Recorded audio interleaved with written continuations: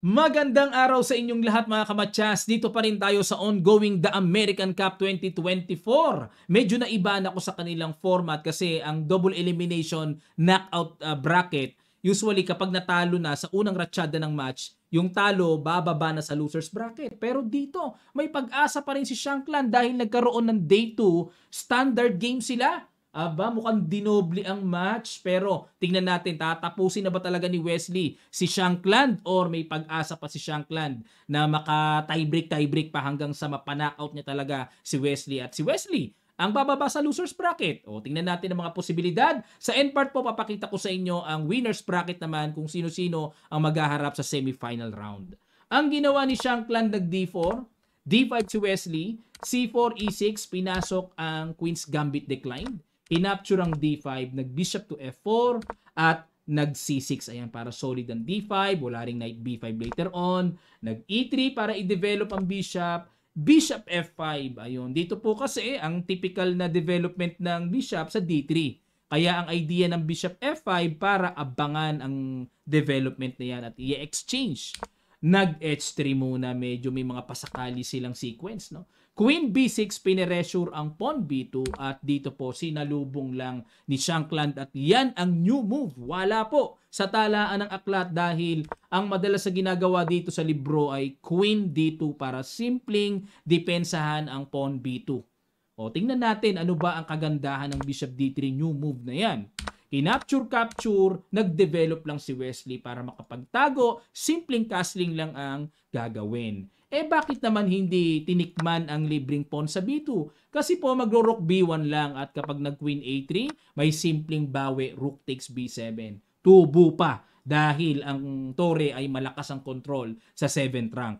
O, knight D7 ang gagawin, then knight G2 followed with the castle, tapos magbabaterya yan sa B-file. Bagay na magiging problema, posisyonal ng black. Kaya pagka ganung mababawi rin lang ng madali, ba't mo pakakapturein ng pawn sa B2? Mag-develop ka na lang. Knight GE2 castle, nag-castle queenside. Ito naman ang bagay na hindi sinang-ayunan ng computer engine. Kapansin-pansin po, ang pag-angat ng evaluation bar slightly better for black na. Dapat daw po ang tira dito ay rook D1. Kasi hindi pa rin naman pwedeng capturein yan anytime may bawi. Ayan, medyo malalim lang na positional ang application dito na kapag nag-knight BD7, saka pa lang magka-castle. Ayan. Castle kingside ang tira ng puti dyan. Pero nag-castle queenside si Shankland na amoy ni Wesley. Dyan ka nagpunta. Bomba kagad A5. Okay, para may pressure kagad. Nag-G4. Kaya di naman pala nag-castle si Shankland sa queenside. Para bobomba naman siya sa kingside. Kasi kung sa kingside naman siya at plano niyang bumomba sa kingside, masagwa kung nandyan ang king. So may mga logic din no? Queen A6, ayun po, nakipaghamon ng queen to queen. Paborito ni Wesley, ang labanang walang queen. Naiilang yata siya sa queen, kaya ini-exchange niya. Pero bad move kay Stockfish. Dapat daw po ituloy ang nasimulang pamresure sa king position. A4 lang. Ayan, maaaring napapressure siguro si Wesley na baka tirahan siya ng G5 pero A3 lang, counter. Ayun, may threatening. Pag nag-B3, knight to H5. Okay lang din naman ang black dito. Then later on, develop knight A6, knight B4, mga ganon. Good for black. Pero, balik tayo.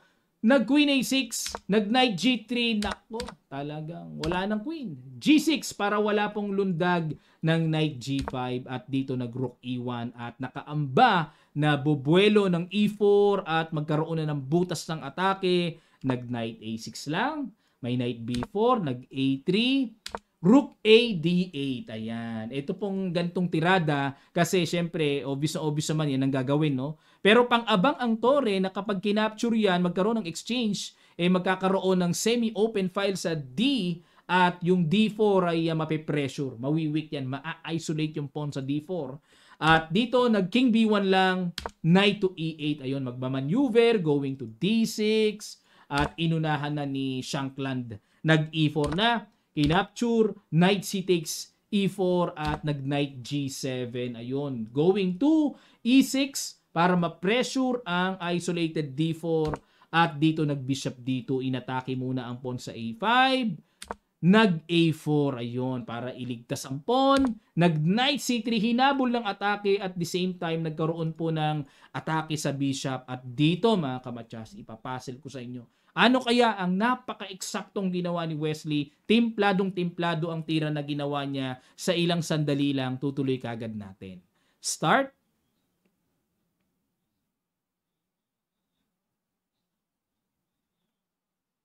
Maraming salamat po. Congrats sa mga nakakita. Knight to C5. Timplado yung tira na yan. At dito po, no, medyo napaisip si Shankland. Mali pa rin ang naging desisyon. Rook takes bishop. Markadong bad move. Dapat daw po ang tira ay Rook F3. Kasi pag capture, ang ginawa kasi, ayun eh, na-quality down si Shankland eh. Tinake risk niya talaga na sinadya niya na magpa-quality down siya pero risky. Dapat daw po ang tira ay Rook F3. Yan. Tapos, magda-Knight B3, may atake sa bishop, at mag-Rook D3. Didepensahan. Tapos, kakapturein, capture, Knight E6 para maatake, Knight takes A4, then Bishop G5. Pag nag-Rook D3, then Knight F4. May mga kalikalikot, pero yan ang pinaka-maganda raw na dapat gawin according to Stockfish Computer Engine. O balik tayo sa ginawang Rook takes Bishop, Knight takes Rook, Knight CE4 para depensahan muna ang pawn, nag F5. Good move. Siyempre, si Wesley ang may karapatang umatake ngayon. Magbukas-bukas, ang ganda ng mga pyesa niya. Nag-Bishop H6, ayun, umatake sa Knight. Sinangga, Rook F7. Teka muna mga kamatsas, baka mapatanong kayo, no? Coach, ba't hindi nakipagsabayan? Ano ba meron dyan? Mag-Rook takes G7. Lalamang bigla dito ang puti. King H8 and Knight takes E4. Ayan. Quality daw ng puti pero sa ganitong itsura po na ang tore ay dominated niya ang 7th rank, nandyan na ang bishop. Baka mamaya pumunta yung Knight dyan, delikado pa ang kalagayan ng black dyan. Kaya ang ginawa ni Wesley, nag-Rook F7 na lang, takes, Knight G5 checking G8, and Bishop takes. Yun nga lang dito, nagkaroon ng bahagyang komplikasyon si Wesley. Siyempre, pag kinapture ang Bishop, may Knight E6 double, mawa one piece down pa, lalabas ang black. Pero, tansyado ni Wesley. Capture, sorry po. Pag capture, nag-H4 pala. Bad move pa ang ginawa ni Shankland. Yun lang. Dapat daw po ang tira ay King C2 muna.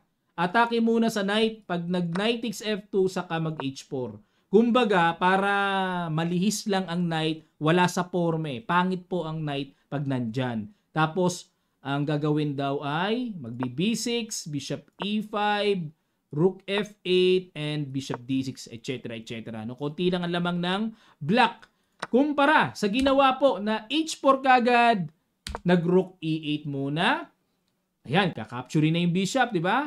Bishop F6, nagkaroon lang ng timing na ganung sayaw. Ayun, nagkaroon ng ganung timing. Knight GE4 para depensa ng bishop, H6, good move. Nag-King C2, counter. Knight takes F2. Ang gulo ng kanilang bakbakan, mga kamatya. So, may mga sequence ng gulo, no? O, kinapture. G3 muna. Ganda. Knight H3, capture. Knight E4 at dito po sinimplihan na lang ni Wesley ng Rook F1 na pa-resign si Shankland. Bakit po? Kasi pag nag-Knight takes pawn, mag-Rook F3, tangay pa rin ang isa sa mga yokabab na yan. At kung hindi naman kakapturing yan, mag-G2 tapos unstoppable na rin po ang G1. Klarong winning talaga ang black o si Wesley. Ayan. So, tuluyan na nga pinabagsak ni Wesley at ito po ang kanilang bracket kung sino-sino ang maglalaban sa winners bracket. Ayun. Levon Aronian versus Sevian. Nanalo po si Aronian at maglalaban ay Aronian versus Fabiano Caruana na nanalo naman kay Gregory Oparin. Ayan. Wesley Son nanalo kay Shankland versus kay Robson na pinabagsak agad si Leiner Dominguez. Aba, lakas na pinabagsak ni Robson . Okay, so yan po nga abangan natin at yung mga natalo sa winners bracket, meron pa rin naman po silang pag-asa, magbabakbakan pa sila sa baba. Okay, maraming salamat po. Magkita-kita pa tayo sa mga susunod pang chess updates.